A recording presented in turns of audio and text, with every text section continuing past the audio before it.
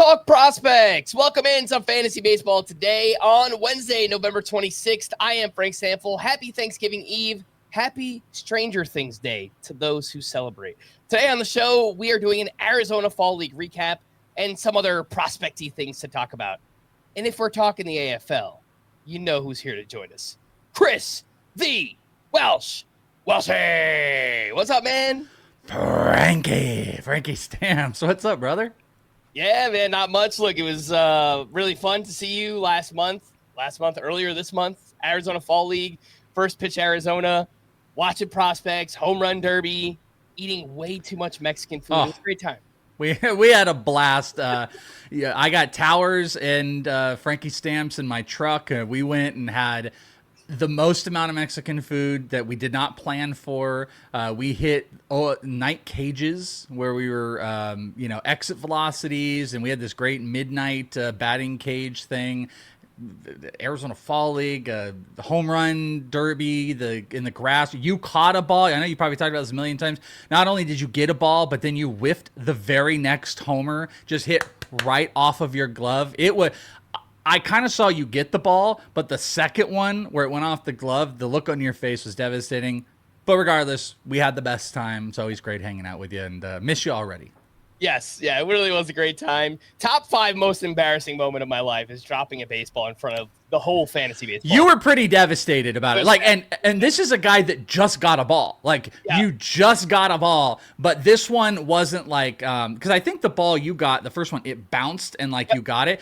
This one, it was in the glove. It hit off the glove, and your face was devastated. But I wouldn't be too devastated about it. Oh gosh, no one's gonna believe me when I tell them I played center field in high school. But maybe I just wasn't really good at it. That's the more likely case. So for those watching, you probably know the Welsh by now. But if you don't, make sure to follow him on X at @IsItTheWelsh. Of course, it is.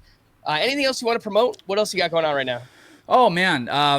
People can check out. We're ramping up over on Fantasy Pros. We got some episodes. We did the live episode, which Frank was a part of. If you guys want to go and check that out, that was a fantastic one. Frank was, I think, the very first guest. We Pseudo brought on Eric Cross, but of the official guests, you were the first guest on that. So you can see us live and in person with Joe Rico. But check out all the fantasy baseball stuff I got going on over at Fantasy Pros. And then, of course, inthisleague.com on my Patreon. As people are listening to this, the top 500 prospects, the top 400 dynasty should be updated. I've been working like crazy with this, so you can check out that and my prospect show, which is ready to ramp back up, Prospect 1. Go check it all out if you dare, if you want to. It's all good. And of course, it's Thanksgiving week. What do we got? Any big plans? Any traditions? Are you just gonna watch Stranger Things all day? What do we got? I'm not that big of a Stranger Things guy. I have watched. No. I've watched all the seasons, but I got to be honest with you. I think I zoned out in the last season because I was trying to comprehend what's happening. I don't even remember what's going on, so I might have to do a rewatch. I'm definitely not gonna lock into that. I'm a little bit locked into The Chair Company right now and Pluribus. Those are my big shows. But no, for Thanksgiving, it's a great slate of football games. I'm gonna be probably doing some writing and just hanging with the fam. Nothing crazy, no awesome, crazy Frankie Stamps type of tradition. I know you probably have some great ones. Nothing too crazy, No? Just visit the in-laws, go to my family's house. We usually watch Just Friends. That's a Thanksgiving tradition, but okay. We've got all the Stranger Things to watch. I think it's just going to be all Stranger Things all the time. So I don't blame people. Look, it's taking them so long to get this done.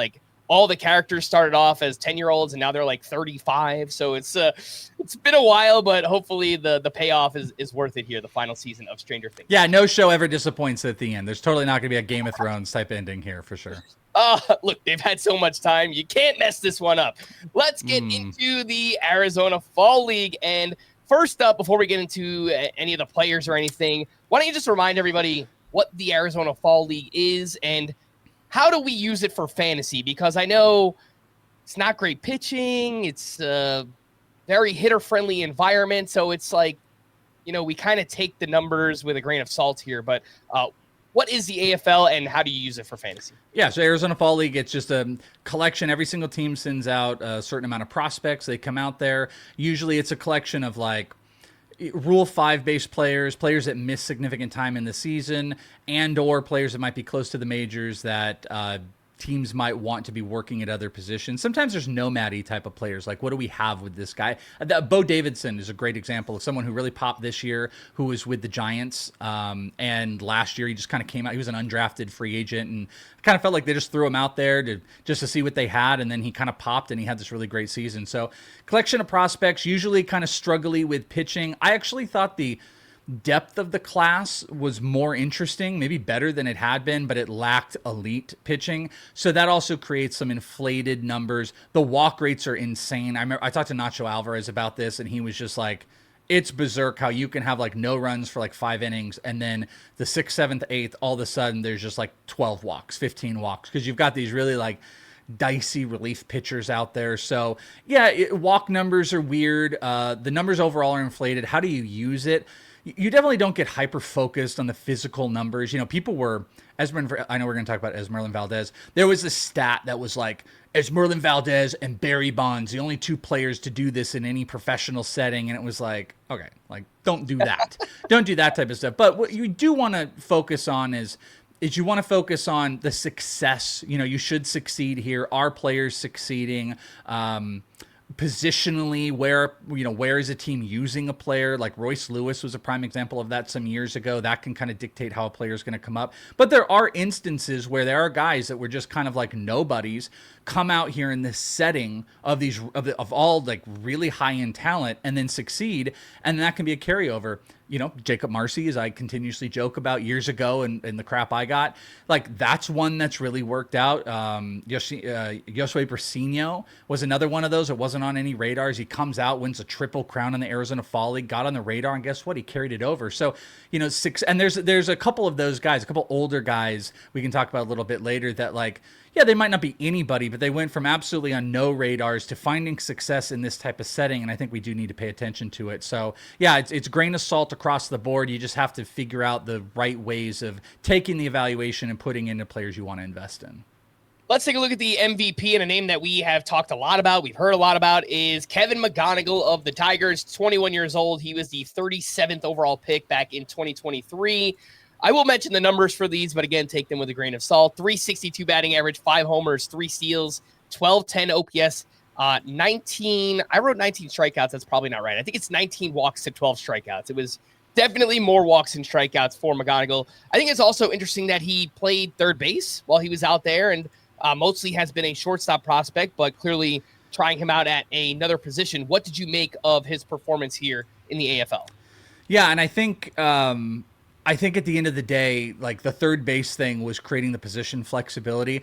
I didn't talk to him about this, but I kind of felt it might have been similar to Royce Lewis, where, Royce Lewis, when he came out here, they were just like, hey, listen, we don't have we don't have a shortstop, so you're going to have to play other positions. I think they wanted to say, like, hey, you're probably not our shortstop of the future. You're going to be a second baseman or third base. We want to know what type of flexibility we can have at you positionally. And I think they got the answer. He was here. He said it. He was there to work defensively. But obviously, his bat shined. You mentioned it. It was 19 walks to 12 strikeouts. He ended up having the second most homers.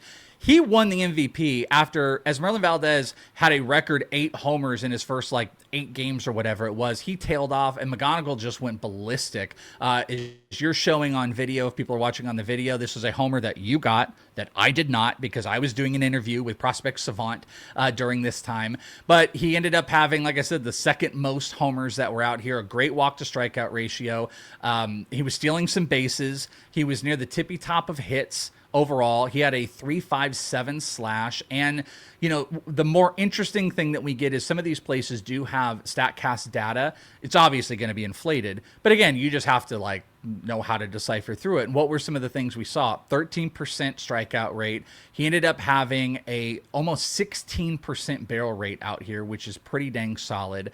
Zone contact rates were still pretty good, 88.9. Overall contact rates looked a little bit better than most. He got the ball in the air around a 17-degree launch angle. WOBA was over 500, and it was a little bit average bat speed, but he showed off plus power. He can kind of do a little bit of everything. To me, he is going to be a quintessential number 2 hitter in baseball, and I thought he answered all the questions that people would have for him. I think he's an opening day start potential guy, and he actually started off slow here, and he got better and better and better, and was like a unanimous MVP candidate. So I think there was a lot of positives to take, and his professionalism across the board is like one of the big things to say, wow, this is a complete player. So that's something that we got. Like, he can play across the diamond. He's going to not, get into bad whiff situations. He can do a little bit of everything. There's a really good fantasy asset in him, and he definitely deserved the MVP.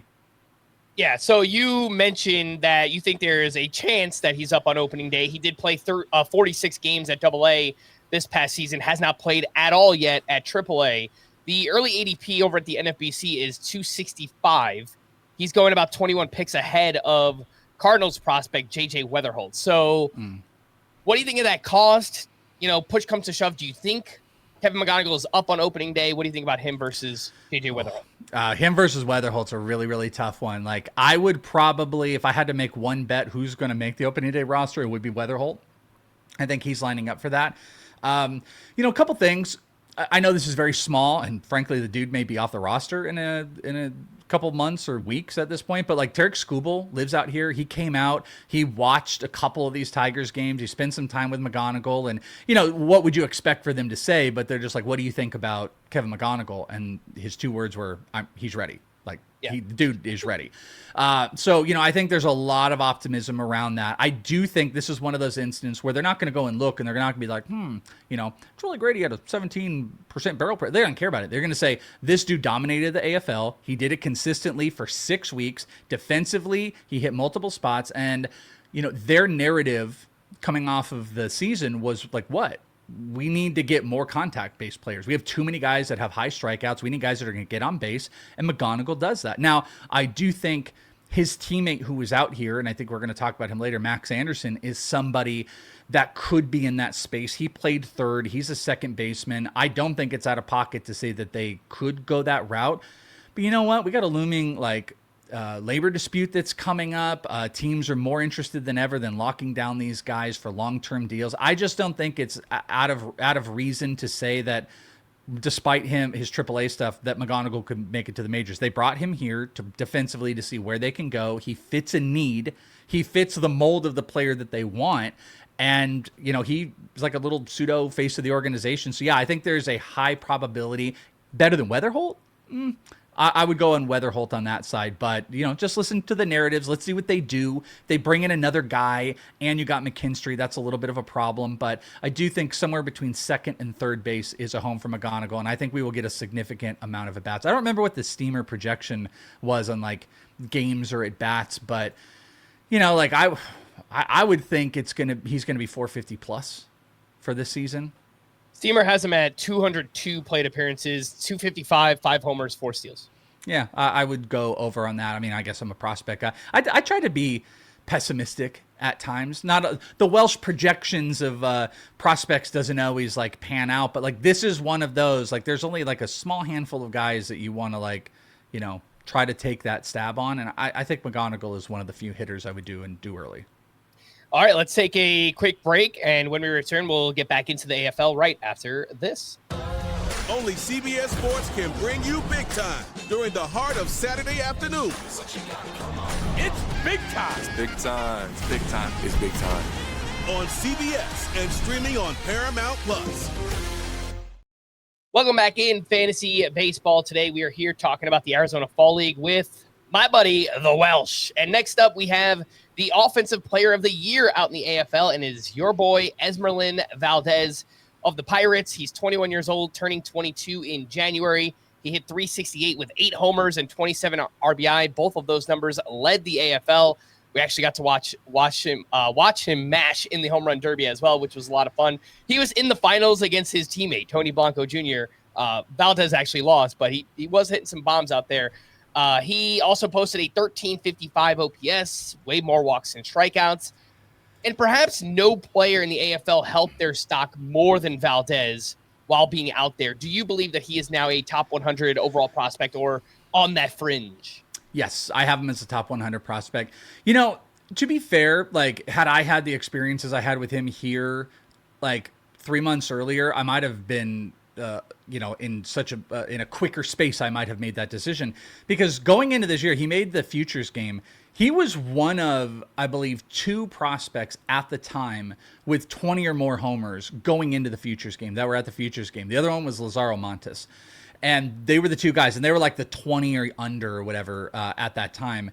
Esmerlyn ends the year 286, 26 homers. It's a great year, 450 at-bats. Comes out here. He's Rule 5 eligible, which probably led to a decent amount of this. And he went on an absolute tear. And, you joke about my buddy, but, like, me and him became friends because I did a video on him very early on, and then he messaged me, and me and him just continuously message. And we got to have a moment, too. I put a picture on my Instagram at the Fall Stars finale where he was named Offensive Player of the Year, and we were talking, and he was like, no more video. And I'm like, I know. I'm like, it's sad because I would get tons of video because he went off. He went crazy when he was out here. 368, 513 OBP, 8 homers. As you mentioned, same walk to strikeout ratio as Kevin McGonigle. Hit some doubles. The problem that ended up happening with him is he rolled over on his wrist, I think in the 3rd week missed some time. He never really recovered. I actually even talked to Rene Rivera about that, who was coaching the Scottsdale team, former catcher, and we were talking about how good Esmerlyn was because I was poking at Rene. I was like, McGonigle going to win MVP? And he's like, I don't know. He's like, Esmerlyn, he was amazing, but the injury kind of took some time off. But again, if we can go and take a look at like some of the underlying data at least, because 8 homers is whatever. Like I personally thought Esmerlyn had an incredibly plus vision at the plate. Like he's one of those guys that he's not swinging outside of the zone too much. He's making really good swing decisions. He did get on top of some stuff a little bit later when he was, his wrist was struggling and stuff. But I just thought like he was one of those guys that made some. I have this video where he had they have the replay, and he called challenge on a pitch, and it was like 0.1 whatever centimeter off. It was one of the lowest percentages that were in his favor. Like, so I feel like he's just got a really good vision of the zone, and he's got a really great swing. And some of the data that goes along with it, by the way, he ended up having a 93.5 average exit velocity. This is according to Prospect Savant's page, who aggregated some of the AFL data. His bat speed, which we did get, was over 73, so that's more than major league average, which we definitely like to see. He had an only 14% K percentage, a 60% hard hit rate, 17% barrel, and his launch angle 20 degrees. So, we talk about it all the time. You take the barrel, you take the hard hit, you take the launch angle, those are all really good. Solid bat speed, doesn't strike out.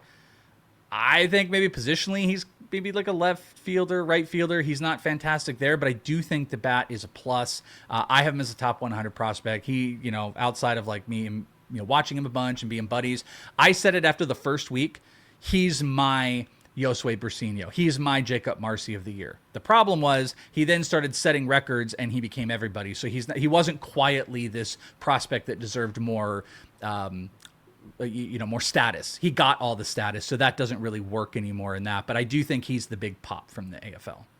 Yeah, again, that's Esmerlyn Valdez of the Pirates here, and he's turning 22 in January. He got 51 games in at AA.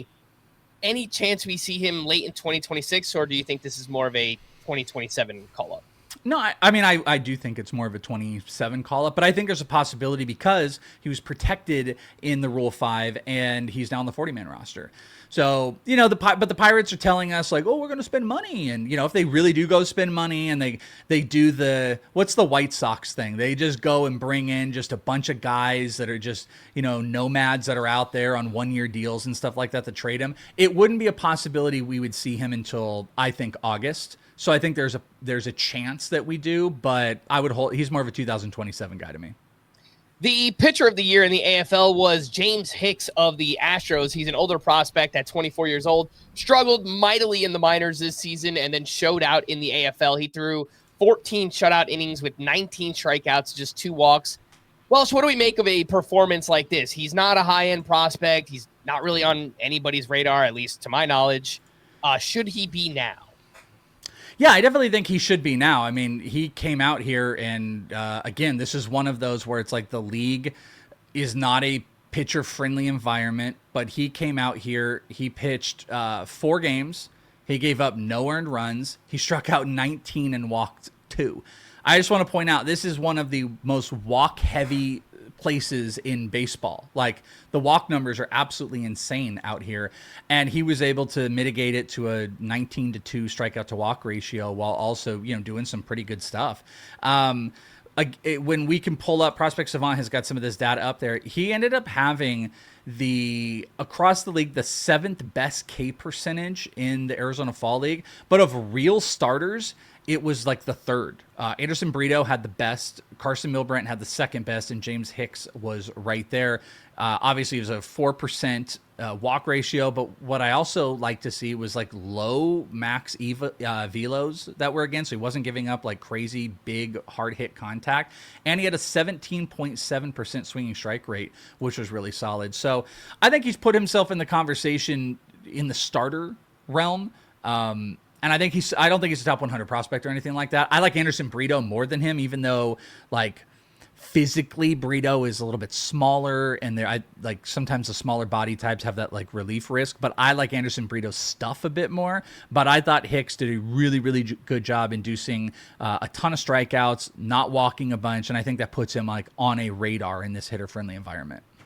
All right, let's continue on. You mentioned the name earlier, and Max Anderson of the Tigers, 23 years old. He is turning 24 in February. 2nd-round pick in 2023. He wound up hitting .447 with 4 homers, 18 walks to 9 strikeouts, a 14.18 OPS, which led the AFL. He is coming off a minor league season where he performed pretty well, but I haven't really heard many people talking about him before the AFL. Do you buy what we saw here from Max Anderson? Yeah, so the thing that I told anybody that would listen when I was in the Fall League, I kept going, Max Anderson, to me, was the best pure hitter out here. And I tried to get Rene Rivera, because it was like the playoff game, and I got like 10, 15 minutes with Rene Rivera. And I was trying to ask him, I was like, listen, Kevin McGonigle, Max Anderson. Max Anderson, do you think he's the best pure hitter here, even comparing to McGonigle? And he was like, here's the difference. He's like, they're in 2 different stages of their career. Max Anderson was a college bat. He is more advanced. He's kind of at where he's going to be, where McGonigle's doing what he's doing with so much room for growth still. So that's why it's not like an apples to apples comparison if you were doing that. But with that said, the data was absolutely ridiculous. Physically, I don't think he's never going to be a base stealer. Probably, if we're being honest, like it's not the best physical like baseball body, but what I do think is like he was the best pure hitter out here, and a lot of the underlying data kind of supported that outside of like the just ridiculous numbers. He had a 580 WOBA, 362 ISO, but he had a 96.7 average exit velocity while out here. It's ridiculous. 71.1% hard hit rate. That was the best hard hit rate in the entire Arizona Fall League. So that's where I come back to being like, do you really care about the numbers, the physical numbers of like he hit 500 and blah, blah, blah. I don't care about that.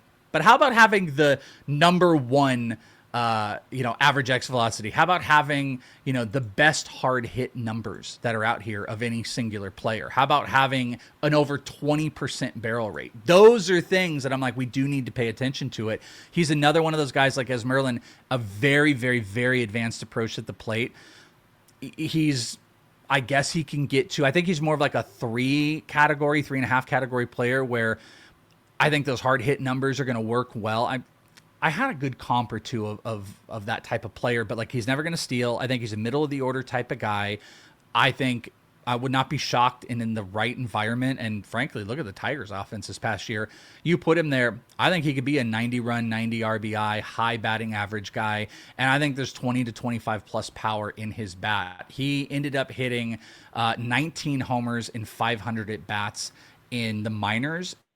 And then, he added a handful, when he came out here, I think he hit 4. Yeah, he hit 4 out here. So it's 23 homers in like 450 at-bats across the board. So I love his bat.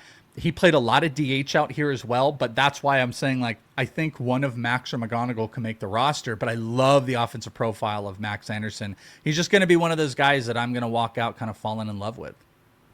Would you rather invest in Anderson or Valdez in Dynasty? You're gross. You're rude. I would go with Esmerlyn Valdez, I think.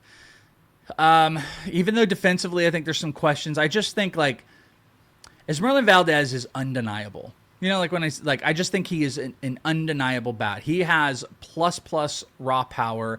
He's got the body that goes with it. He's got the swing. Oh my gosh. There are times where like I felt like I was looking at like Julio Rodriguez in some of the approach. He has opposite field power, incredibly great opposite field power. You know, Max is dealing with some injuries, it seemed like, while he was playing DH, and there could be some physical stuff with that. I don't know. I do think it's close. Max is a little bit more poised, but go back to the Rene Rivera thing where it's like he said Max is at his peak. Like what we're seeing from Max Anderson, this is the guy. I feel Esmerlyn Valdez to me is still untapped. I mean, Esmerlyn right now is out in I think he's actually in Puerto Rico. He's with Oneil Cruz, Vladimir Guerrero Jr., Ronald Acuna. The list goes on. I think Starling Marte, it's like all these guys. What I think is interesting about that is he is now being surrounded by top tier talent. And I hope he's asking the questions and he's picking off anything he can from these amazing talented players. But like, I think he is an undeniable prospect. I think Max Anderson is in there as well.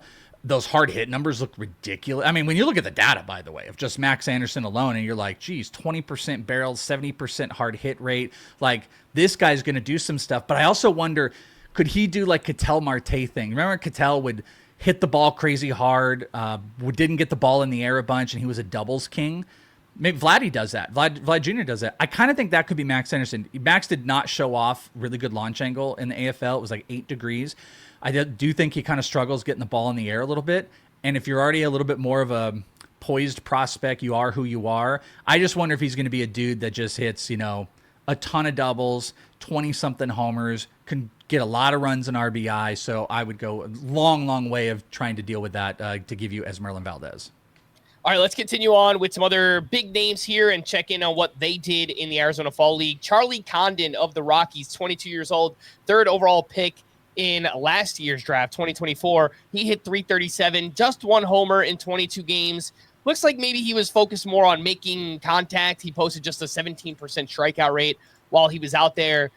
Charlie Condon has had a tumultuous ride since being drafted, right? Where basically everybody was off of him. And then he came back this year and he looked better. He kind of like rebuilt some of his value. Where are you at on him from a dynasty perspective coming off the Arizona Fall League, Charlie Condon? Yeah, he looked better. Like you said the tumultuous relate. I've had a weird relationship with him because I've seen him be so bad in so many points, even in rookie ball. He definitely has like a little bit of an approach change. He showed that off. He had like low whiff numbers in the AFL, which was encouraging. 91 average EV, that's decent. He was walking. He just what was it? A 17% K percentage, 12% walk rate. Like that, you just like to see that from him. But he still eats stuff really low. Like I still think he has a trouble with the zone, and I don't know if he's ever going to get better with that. I don't know if that's ever really going to change. But he's got really big raw power numbers. He can get the ball in the air. He had a inside the park homer that he turned into a triple in one of those outings. Like, I do think the changes that he's making are positive, but I just don't see him as a top 50 prospect. I don't think he's really going to run a ton. Colorado is definitely going to help protect him. Could he become a 30 home run hitter? Yeah, absolutely. But, he still is having big issues with guys that can have like big vertical separation in the zone, so it's like if you are hitting him low and then you're able to command a fastball high, like he's not going to get back to that. He eats a lot of stuff low, and this is like a older college, but like, he has played at lower levels. He showed improvement here, which I think is a good sign. So could he be an everyday, like regular? Yeah, absolutely. But the Charlie Condon that was a top pick going to Colorado, oh my gosh, first year player, I don't think so. I don't think I will at any point have him like, definitely not a top 25. I don't think he's going to be a top 50. I think he's just like a 240 type of hitter that can hit 25 plus homers. He's a guy that you're going to draft in like the 200s, something like that. So as encouraging as some things were here, I saw still a lot of the bad, and I didn't walk away making any changes. Yeah, so Charlie Condon got 55 games in at AA. I actually went to a Somerset Patriots game. I saw him go up against Elmer Rodriguez Cruz. He smoked an RBI triple. I actually have that video. I'll pull that up for those on YouTube if you're here watching along here so you can see this one.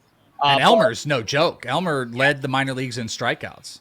Yeah, I was super impressed by Elmer Rodriguez. Look at that high fastball he hit. Yeah, that was Rodriguez Cruz, probably a conversation for another day, but I did like what I saw from him quite a bit. Any chance we see Charlie Condon in 2026? What do you think? Any chance he can help us next season? Yeah, and I do. I think there is, because like there's an element of like what more are they looking for him? You know, he started low, he got up to AA, he went to the Arizona Fall League, made up for missed time, showed some changes. Again, I don't want to make it like I don't think Charlie Condon can be anything. I just don't think he's going to be elite. Like, I love that swing. Maybe that was even a hanging slider. Actually, that was a homer. That was not a triple. I don't know. Yeah, that one is absolutely demolished, dude. That's yeah. I mean, maybe he turned it into a triple. He did that in the Arizona Fall League, but that thing was smoked. But that's what he can do. So, okay, Charlie Condon will destroy mistakes. And you have to be like, you got to pick lines. You know, what are you? Are you a great consistent hitter? Are you a guy that holds defense with great underlying stuff? Let me look at this pitch again. No, that was a hanging breaking ball. That was a hanging slider up top. Yeah, that was a hanging slider up top. Yeah, 100%. But like, you got to have like some attribute. And one of those attributes is like, if he makes the right decision, he will destroy your mistakes. And Elmer hung a slider up there and he murdered it. So that's what Charlie Condon can do. So he could just come in and out of like phase. He's like, one year he's a 220 hitter with 20 homers. Maybe another year he finds it and he's a 260, you know, with the 35 homers. Like, he has that in the tank, but to feel like really, really confident about it, I don't know. He never shined as the best player. He wasn't the best player on his team in the fall league. You know, that was clearly Esmerlyn Valdez. And frankly, he many times wasn't the best player on his own physical Colorado Rockies team. That was Jared Thomas. Jared Thomas showed a lot of consistency, former UT guy who was hitting the ball hard, consistently, a bunch of contact. So I think Condon is just kind of in the average space here. So like, if I owned him and there was a high valuation, I'm probably moving off of him in fantasy. All right, let's take our final break. When we return, we've got two big-name White Sox prospects to talk about. We'll do that right after this. When you need your sports news all the time, we've got breaking news to bring to you. CBS Sports HQ gives you a snapshot of all the sports that matter to you. When you need your sports in a snap, find it on CBS Sports HQ, streaming free anywhere you are. Welcome back in Fantasy Baseball. Today we are breaking down the Arizona Fall League with our buddy, the Welsh. And next up, we have two White Sox prospects, Hagen Smith, a pitcher, and Braden Montgomery, an outfielder. Smith, 22 years old, 5th overall pick in the 2024 draft. Montgomery, also 22 years old, 12th overall pick in last year's draft. One of the big pieces that came over to the White Sox in the Garrett Crochet trade, actually, was Braden Montgomery. Both performed well in the Arizona Fall League. Did you learn anything new about these two while they were out there, Hagen Smith and Braden Montgomery? You know, Hagen is still just what you think he is. He's a dude that lives in the zone. You know, he was commonly known in college that he got all his whiffs and stuff. He was an in zone guy. He pumps the zone. He gets people to swing and whiff. Really heavy, just like slider fastball. He started implementing a changeup, and he was just more of that. He had he had a couple really good games where he induced, again, a ton of strikeouts because, like, this is a bad environment. Guys are ready for walks, and you just got Hagen Smith just, you know, pumping these fastballs and slide. And, he could get his slider out of the zone and induce some whiffs and stuff like that. But then also you had just, like, really good fastball hit. I mean, Brandon Winokur did not have a great Arizona Fall League, especially the first half. The second half, he kind of came back through. His defining moment where things started to turn was against Hagen Smith, because guess what? Brandon Winokur is a grip it and rip it type of guy. And Hagen threw him a fastball, and he destroyed it one night in, I believe it was in Peoria. And that kind of like helped turn him around. So I didn't learn anything new about Hagen Smith, which may be more confirmation. And frankly, not like super excited about it, like I think a changeup would be good for him, but he's still a two pitch pitcher. It's heavy on that with a little bit of changeup, and you live in the zone. Like, you got to be like elite to be consistently good. So I do wonder if there is more relief risk than we've really given a possibility. But Braden Montgomery was definitely one that like reopened up my eyes, and I saw wild consistency. And I had multiple players talk about how phenomenal. Nacho Alvarez specifically was one who he just raved about Braden Montgomery. And Braden missed the first week due to an injury, but he was there the whole time, rooting on his team. Comes out the gates, very first at bat, smokes a double. He consistently, I'd have to look here. I gotta imagine he was near the league lead in doubles. I mean, he did miss time, I guess not. Yeah, he had 6, so that was 4th in the AFL in doubles, but he only played 12 games, so he had 6 doubles in 12 games. He did end up crushing a homer, had more walks than strikeouts. He's a big kid, hits the ball really hard, can steal some bases. Some of the data, again, this is from Prospect Savant. His average EV was almost 94 miles an hour. He put one up almost 112 on the max EV, had a 23% walk rate, 50% hard hit rate.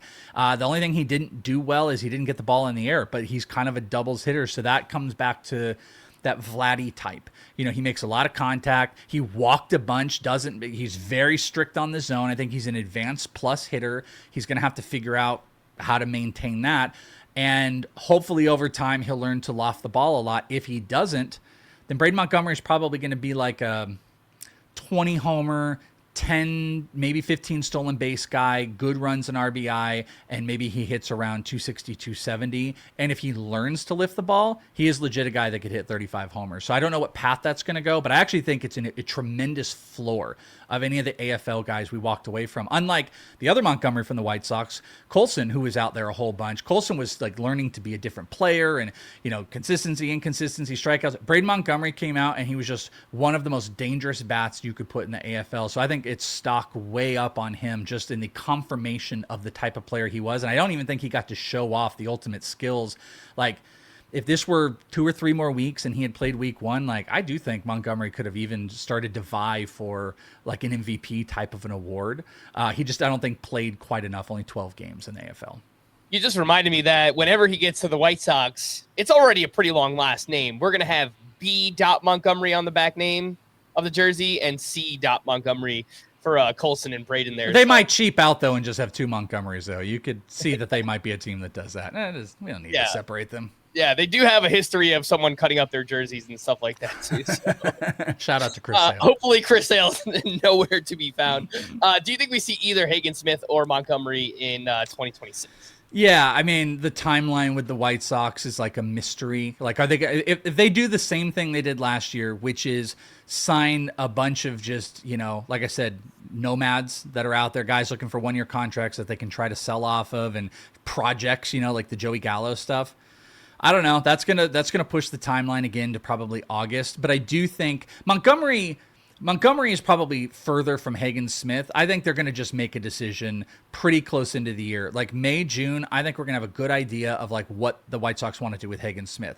Are they going to transfer him to relief like they did with Grant Taylor, which I don't think they would do? Will they bring him up and start the timelines of Noah Schultz and Hagen Smith? I think that's that's more of a possibility than Montgomery, because Montgomery missed time when he was drafted due to the injury. He got injured at the end of this year. He made up time with the AFL. Like, I think they're going to slow roll him a tiny bit, but I do think he is so advanced that like June or July, the timeline is open for both of those players. So I think you can get half a year, but neither one to me are guys that I would be investing in like, you know, NFBC, like early stuff. Let's talk about Seaver King of the Nationals. 80 grade name, by the way. That is amazing stuff. 22 years old, first round pick in last year's draft. That's a pretty common theme here. 2024, very popular for this year's Arizona Fall League.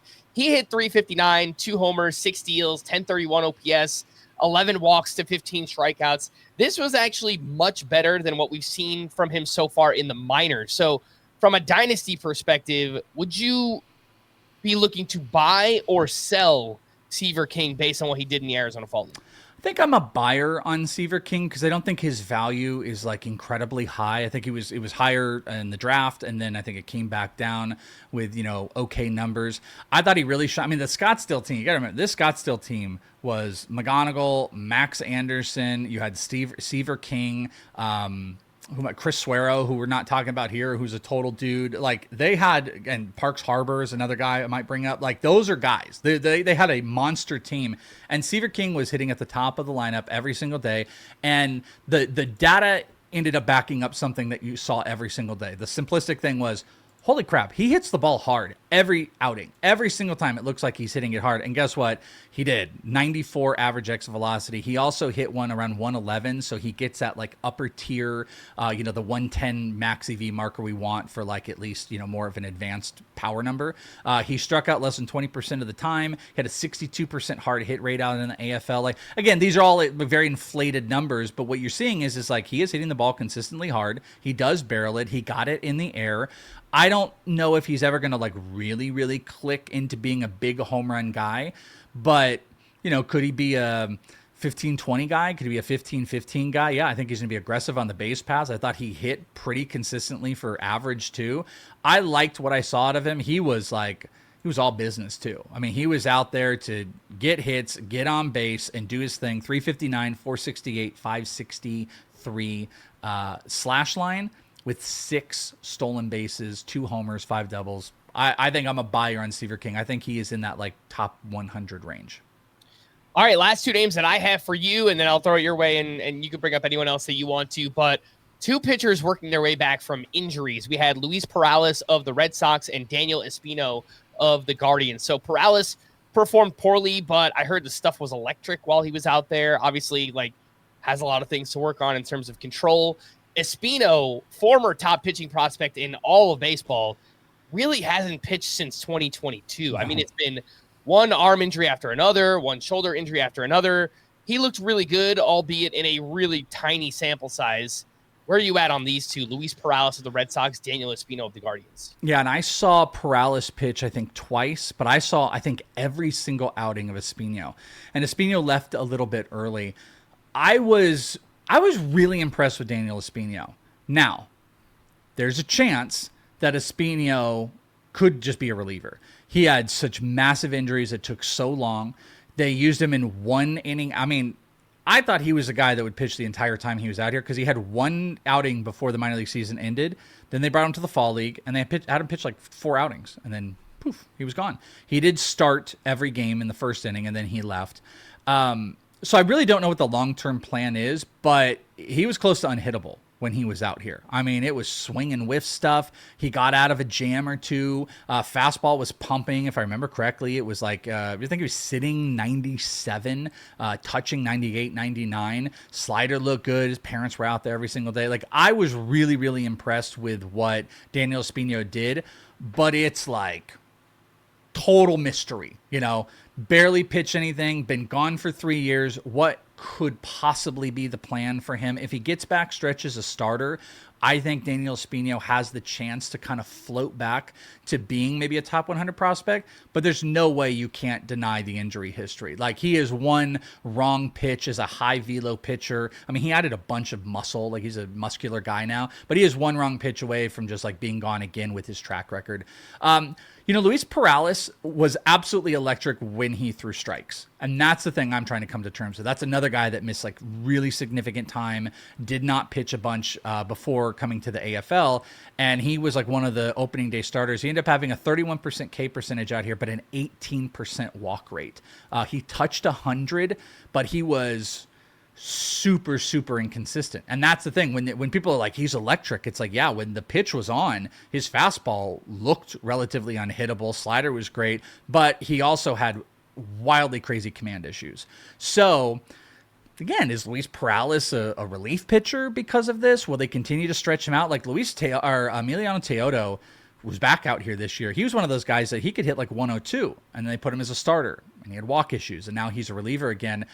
If you want to make the upside bet, the upside bet's Luis Perales. He has got nasty stuff if he can figure out how to lower the walks, but he was wild as hell out here when I saw him. And I don't know. I want to say like Daniel Espino's maybe got a better chance of being a starter sooner, but I think they're both cool bets because I think they're low cost right now. Unless someone was really tied to the AFL, people aren't paying attention. And my favorite thing on the planet with dynasty pitchers, prospect pitchers, is buying the cheaper guys. Everybody wants to buy the top end guys and it costs an arm and a leg, but it's like, give me the guys with the crazy upside that are like outside the top 100 that have room to grow. And the cost return is exponential. And Luis Perales specifically probably has one of the top return rates, but also how does he get to the majors with the Red Sox right now? They're a pitching factory. They just traded for Sonny Gray. They might bring in another one. I don't know. I think there's a big question to have there, but I think they'll slow the roll. Both very interesting prospects. Anybody else worth mentioning, Welsh, that you saw while you were out there, or you heard someone else talking about, you interviewed a manager, or just people in the stands kind of clamoring about? Anybody else you'd like to bring up from the Arizona Fall League? Yeah, let's do a pitcher and a hitter. The pitcher, actually, I'm surprised we did not talk about. He was the one that I walked away. I was like, this is the dude, is Luis De Leon with the Baltimore Orioles. He was my favorite pitcher to watch out here, and I got to see him in some battles, some duels against Hagen Smith. And Luis De Leon had a 32%, essentially a 32% K percentage. He did have some walk issues in one of his outings, which, again, this is kind of like the Luis Perales stuff. But and also there's like a Prospect Savant does like a PS scoring, if you will. And he was given, I think, like top 10 best. And especially if you look at starting pitchers, if I'm looking at this, he was probably number 1 or number 2 of the starting pitchers they ranked of the best overall. It's like a stuff plus score. And the reason behind that, nasty splitter. I talked to a couple players. Remember Ethan Anderson was talking about how disgusting Luis De Leon is. If he can get past the walk command issues like Luis Perales, I think you should consider Luis De Leon a top 100 guy. Pumps 94, 95, had the slider. The splitter is something I guess he added this year. It was a huge whiff pitch. I really loved it. His last outing, he had it all going. He was throwing strikes like crazy, but third inning things started to become a little bit of an issue. So you got to monitor, but I think he's a guy that you should make a bet on because he's got a really disgusting arsenal, really big bodied guy. And the hitter, I think there's a couple other hitters.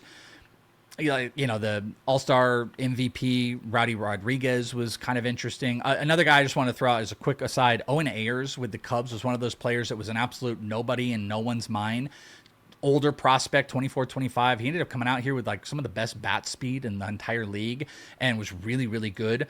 But Parks Harbor was the player I thought was really fascinating. He had a higher K percentage, but he ended up having an almost 95 average exit velocity, which was ridiculous. Hard hit rate in 53, it was like 54%, but he had a 26% barrel rate. Gets the ball in the air, hits some big homers. He was in the home run derby, the AFL home run derby, but he had some really great underlying numbers that look like someone who could pop, like when given an opportunity. And he's kind of like a no name in any spot, in like any prospect list or whatever. I don't know if he can do it with the Giants. Maybe he can get an opportunity. They already going to give the opportunity to Bryce Eldridge. But, they brought him out here. I thought he just absolutely answered a ton of questions. Really great hard hit numbers. If he can lower the strikeout rate, like Parks Harbor is a dude that, 30, 25, 30 home runs that just kind of came out of nowhere. I would not be shocked about that. Who would you rather invest in from a dynasty perspective right now, Luis De Leon or Parks Harbor? Luis De Leon. I think there's like really massive upside, like with that splitter, that he could be a big time K pitcher, and he's not like working his way back up like the Perales in them. So De Leon. Parks Harbor, former Yankee farmhand here too. He came over in that Camilo Doval trade. Man, they gave up quite a bit, man.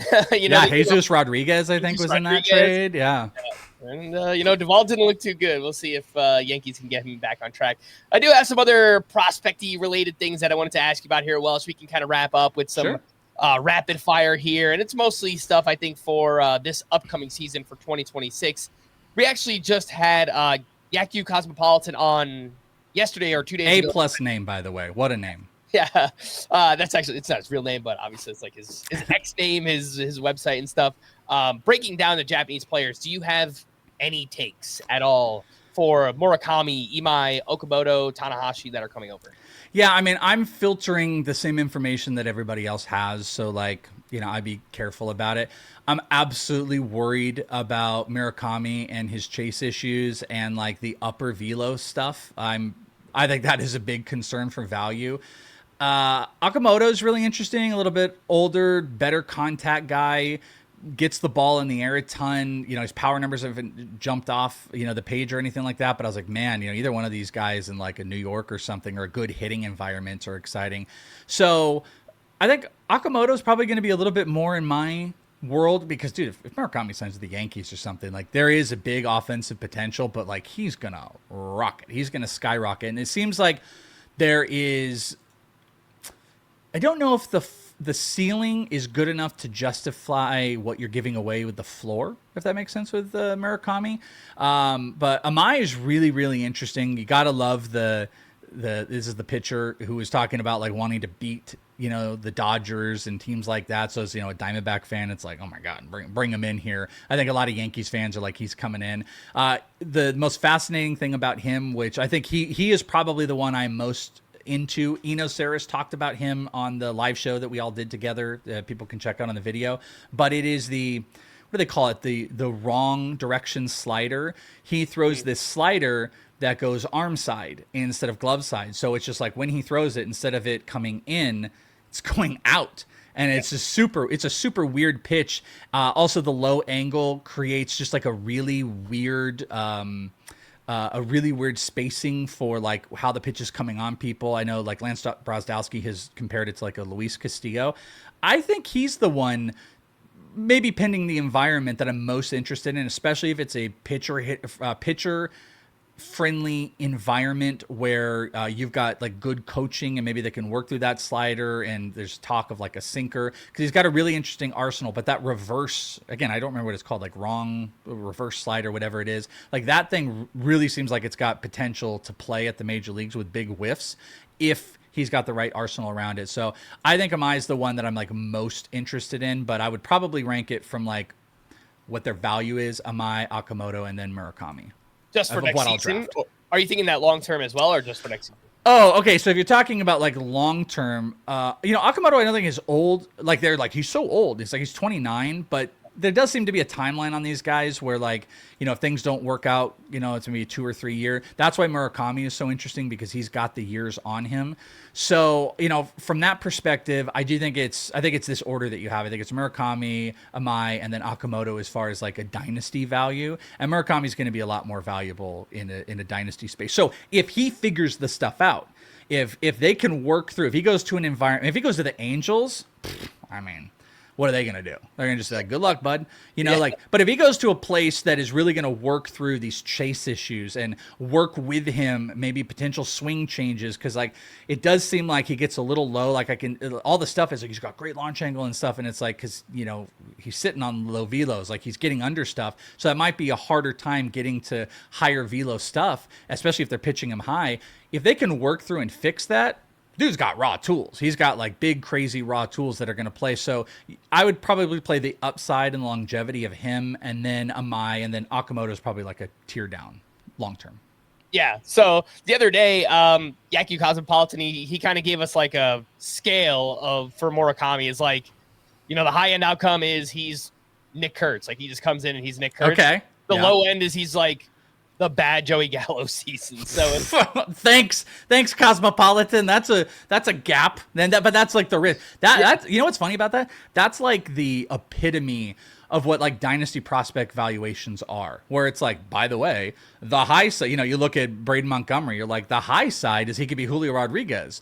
The low side is he could be playing in Japan in 4 years. And it's like, oh, okay, he could be Franmil Reyes or something like that. Like, that's a wild swing. But I do think that's a lot of the narrative that's going out there. It's like Murakami has got these like underlying skills that look like they really shine, but it is tattered with like horrifically bad contact rates against high velo and horrifically bad chase numbers. So it's like that's where the path, and you could do that with Nick Kurtz, I suppose. Nick Kurtz had a really worrying strikeout rate that he just absolutely demolished everything like that. But that's a wild swing of a player. Where do you sit on it real quick? Like, what side are you? Do you think he's closer to the Nick Kurtz? If this is the line, here's Joey Gallo, here's Kurtz. Is he above the line going to Kurtz, or is it lower? Yeah, I think he's above the line. I think he is a kind of generational transcendent type talent, and hitting 50 plus home runs in the NPB when it's like a dead ball era right now. I think that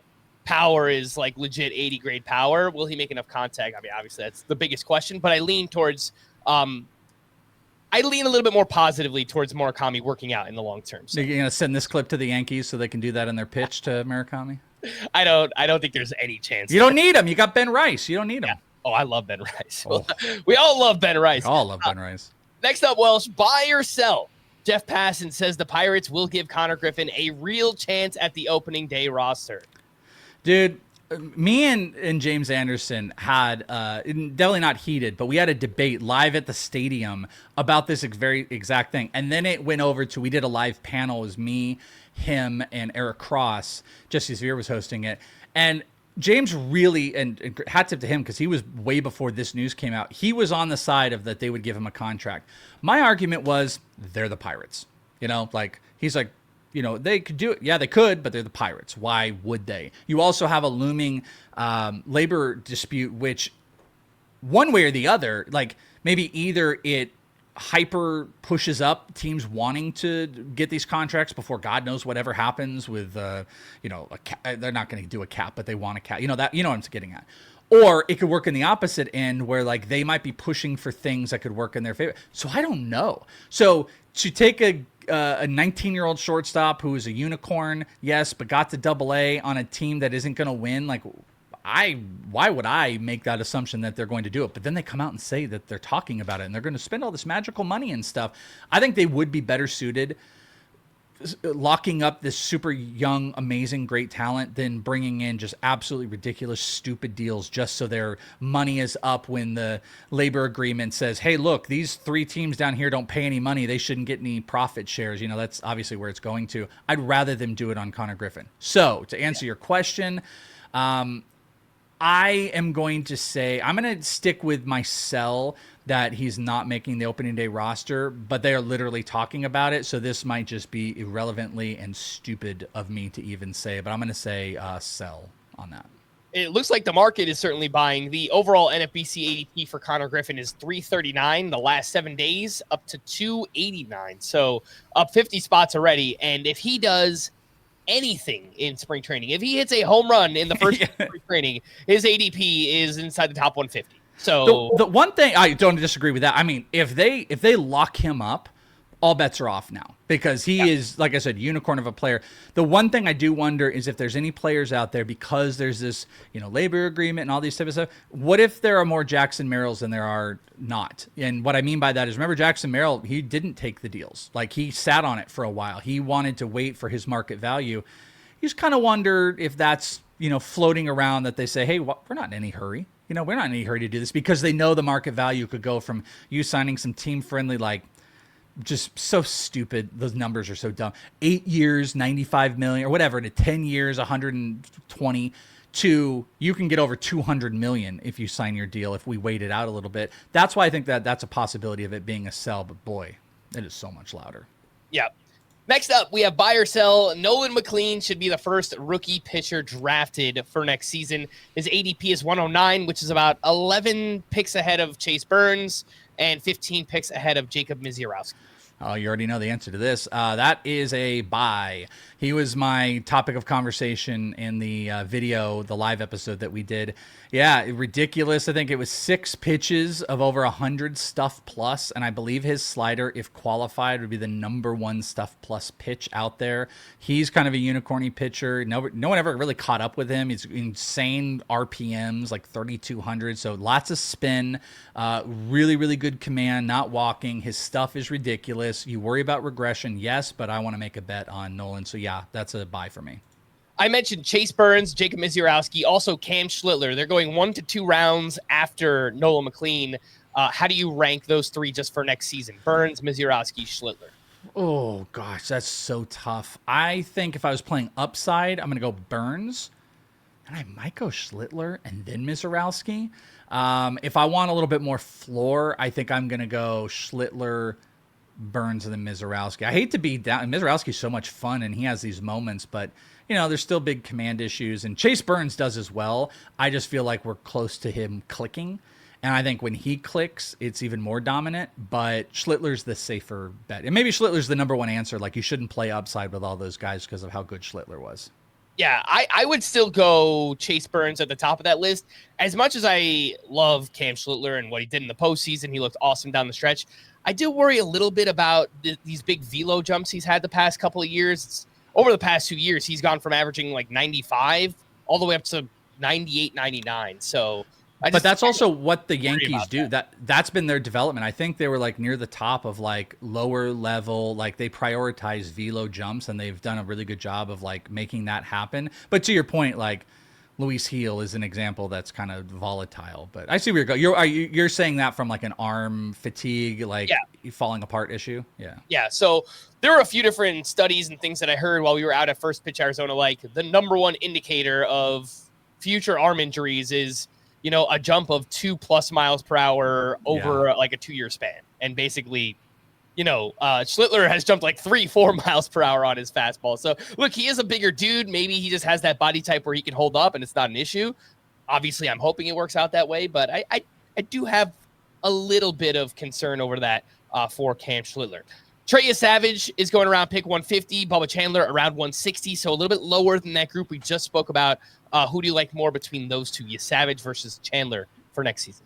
Savage was awesome. I'm a Bubba guy, though. I know it was such a volatile roller coaster, but, when he got up, even though this is a Pirates thing again, they put him in that like multi-inning relief role. He really succeeded. They then put him as a starter. His last 3 starts, he went like 5 or more. I don't think he had a walk in his final 3 starts. It was a 3% or 4% walk rate when he came up. His fastball looked phenomenal. He's out there training right now with Paul Skeens in the offseason. I think Bubba is going to kind of rebound off of what was a very big disappointment in 2025. The expectations every week were like, where's Bubba Chandler?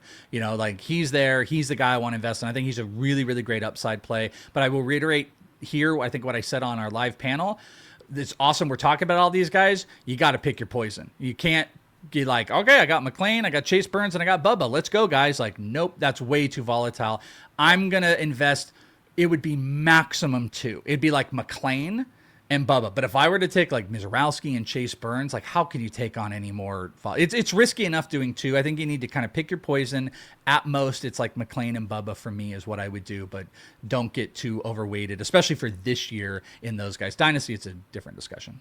Yeah, I do think it depends on, league context and things like that. If you play in a home league, like 10 or 12 teams, take shots on as much upside as you can possibly get. Sure. If you're playing in some of these like deeper 15-team leagues and FBC where, the replacement value is just nothing, then you probably want to play it safe.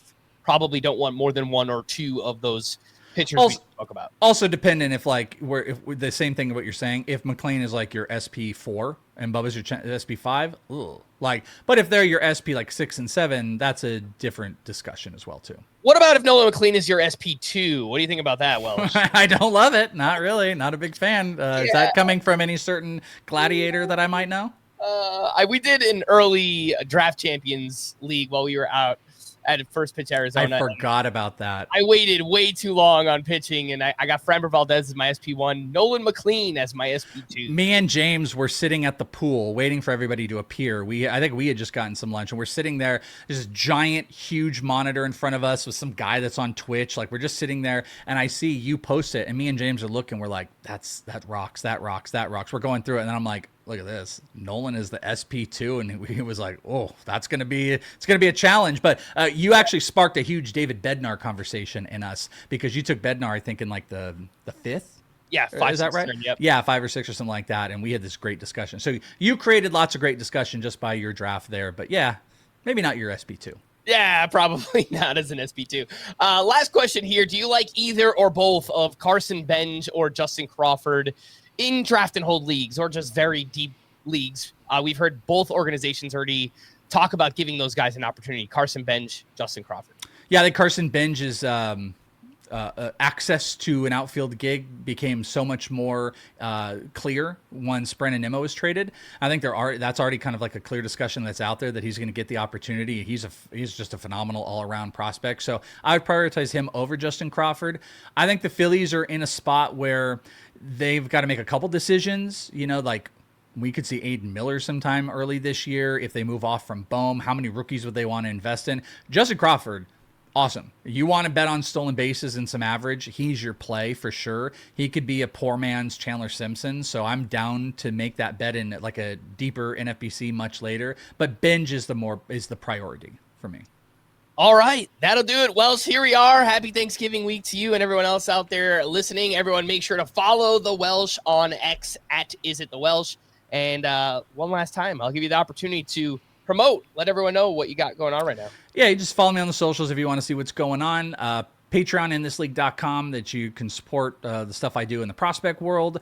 And then I just got a bunch of stuff over on Fantasy Pros. That's where I work. You want to check out some of the pods. You want to see Frankie's face sitting right next to a Rico. We're just having a grand old time. You can see Frank's. You don't get to see Frank's earrings all the time because you got the headphones in, but you get to see that. Yeah, you get to see the earrings in there. I think you're wearing the shirt, the what was it, the Hawaiian shirt that you had for Kokomo Friday.